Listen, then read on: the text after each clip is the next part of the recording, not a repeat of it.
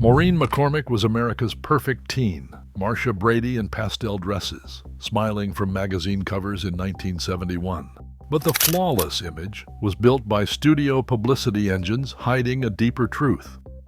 Newly unearthed private photos and lost diary pages from behind the scenes reveal a life at odds with TV perfection. What was really happening beyond the cameras? And why were these secrets hidden for decades?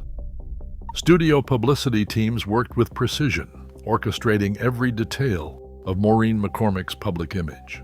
In the early 1970s, ABC and Paramount's publicity departments coordinated with costume designer Florence Bush to select pastel dresses and neat hairstyles, always aiming for that fresh, approachable look.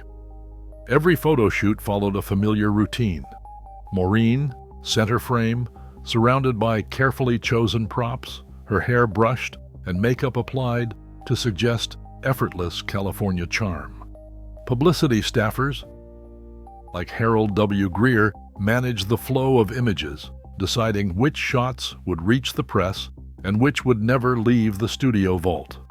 On set, freelance photographers such as Bob D'Amico captured hundreds of frames, some destined for magazine covers, others filed away by the network's archivists. Teen magazines like Tiger Beat and 16 magazine clamored for exclusive spreads, often requesting solo portraits of Maureen as Marcia Brady. In 1971, Tiger Beat's circulation soared to 600,000, with Maureen's face drawing in readers eager for a glimpse of the perfect Brady daughter. Magazine contracts spelled out every detail, from approved wardrobe colors to which quotes could appear in print. Editors preferred headlines about popularity, dating, and wholesome fun, reinforcing the image that fans expected. Every published photo carried a credit line: Bob D'Amico or George Rodriguez for set visits, ABC or Paramount for official releases. The process left little to chance. Publicity memos outlined daily targets for photo distribution, and studio marketers tracked which images generated the most fan mail. Even the poses were choreographed, with Maureen's smile calibrated to match the show's family-friendly brand. Behind the scenes, the branding machine worked overtime to maintain the illusion. Studio marketers debated which images would appear on lunchboxes or trading cards, while press agents filtered out anything that hinted at fatigue or unease. The result was a seamless gallery of Marcia Brady perfection, each photo a piece of a larger, carefully constructed narrative. For the public, these images defined Maureen McCormick. For those inside the studio walls, they were the product of relentless planning and control, a reminder that every detail of the perfect teen was manufactured long before the cameras started rolling. August 18, 1971. Los Angeles International Airport was buzzing with the usual press tour chaos. Maureen McCormick, just 15 years old, had already spent the summer moving from city to city, her schedule mapped out by handlers and studio publicists.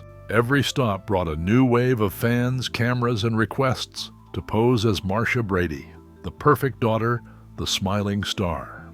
But in the middle of the crowd, a single moment slipped through the cracks of the publicity machine. Press photographer George Rodriguez raised his camera and snapped a candid Polaroid. Maureen, alone on a vinyl bench, shoulders hunched, gaze fixed on the floor. The rest of the Brady cast stood nearby, signing autographs and shaking hands. Maureen's face was turned away, her posture closed off from the whirlwind around her. That image, dated and credited by Rodriguez, would later surface in her personal archive, its provenance confirmed by both the photographer and Maureen herself. Unlike the glossy studio portraits, this snapshot captured something raw and unguarded. The pastel dress and perfect hair remained, but the cheerful mask had slipped. For a brief second, the pressure and exhaustion were plain to see. The airport's fluorescent lights cast a pale shadow, outlining the difference between the public fantasy and the private reality. The press tour schedule that week had been relentless, with Maureen expected to perform the same sunny persona at every stop. Her parents' instructions echoed in her mind. Always be polite, always smile, never let the fans down. Yet the cost of that discipline was mounting. Even as she signed autographs and posed for endless photos, Maureen carried a growing sense of isolation. The candid Polaroid became quiet evidence of what the magazines never published, the moments when the perfect teen felt invisible, even in a crowd. For those who managed the Brady brand, such images rarely saw daylight. But for Maureen, the memory of that afternoon lingered.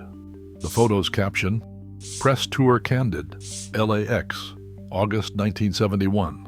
Source, George Rodriguez, ABC press photographer, provided by Maureen McCormick, Home Archive, now stands as a subtle record of the first cracks in the illusion.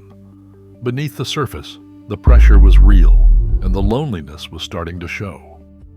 A backstage Polaroid from October 1973, authenticated by conservator Sarah Wagner, shows Maureen McCormick in her dressing room, head bowed, hands clutched together. The handwritten label matches a diary page dated August 1973. Its ink tested and verified by forensic examiners for her autobiography. The diary entry, preserved in Maureen's home archive, reads, "I can't keep pretending. I'm so tired of being Marcia all the time. Sometimes I wish I could just disappear for a while." The page, creased and stained, carries the pressure of those years in every line. Studio files from the same period include a confidential memo dated October 12, 1973, signed by showrunner Sherwood Schwartz and producer Lloyd Schwartz. The memo, stamped private, personnel, details an intervention after signs of distress and missed call times. It lists a temporary removal from morning filming and a request for Maureen's parents to be present at the studio. No mention of police or press, just a quiet attempt to protect both the show and the girl at its center. Forensic document specialists confirmed the diary's ink and paper as authentic to 1973. The production memo, sourced from Paramount studio files, bears the original signatures and date. These artifacts, diary, Polaroid, memo, stand as irrefutable evidence of a private crisis hidden behind the smile. In her memoir, Maureen later wrote, "I was afraid someone would see through me, but I was even more afraid no one ever would." The reality of her struggle is preserved not in rumor, but in these physical records, each one a silent witness to the cost of perfection. Maureen McCormick's life did not settle easily after the cameras stopped rolling. By the early 1980s, years of addiction and self-doubt had left her searching for something solid. In 1983, at a faith-based gathering in Los Angeles, she met Michael Cummings. Their first conversation was unremarkable to anyone else, but Maureen later described feeling seen and steady for the first time in years. Michael's calm presence and unwavering faith offered a counterpoint to the chaos she had carried since childhood. Their courtship unfolded quietly, away from the spotlight, as Maureen worked through therapy and outpatient recovery. She credits Michael with helping her believe in the possibility of a different future. The wedding took place on March 16, 1985, with only family and close friends in attendance. The album, kept private for decades, shows Maureen in a simple dress, her expression open and unguarded as she exchanges vows. These photos, provided by Michael from their home archive, capture a day defined by relief and hope, not spectacle. In the years that followed, their daughter Natalie would appear in family snapshots, evidence of a new, quieter chapter. Maureen's return to public life was measured. When she joined the cast of VH1's Celebrity Fit Club in 2005, her contract included boundaries to protect her privacy and mental health. Industry insiders reference a clause, numbered 4B by some accounts, negotiated to limit intrusive coverage of her recovery. The exact details remain confidential, but the intent was clear. Maureen would share her story on her own terms. Later, appearances on Dancing with the Stars and other reality shows revealed a woman willing to be vulnerable but no longer defined by past mistakes. By 2009, Maureen stood before an audience at a national outreach event, delivering a keynote on addiction and renewal. Her message was direct, shaped by lived experience. The contrast between tabloid headlines and her real life was never sharper than in these moments. Wedding photos, family celebrations, and outreach work, all pointing to a woman who had rebuilt her life from the inside out.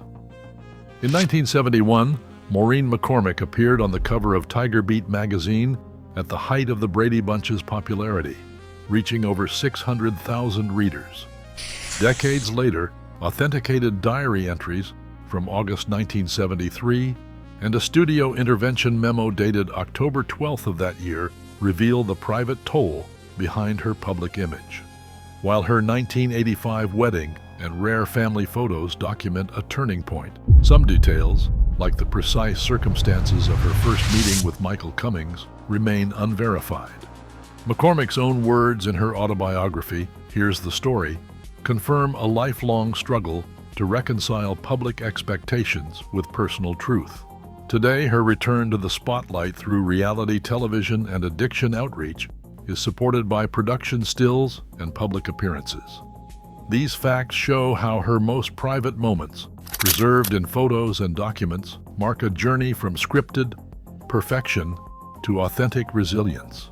Maureen McCormick's story is not just one of fame, but of survival and the search for self beyond the camera's lens.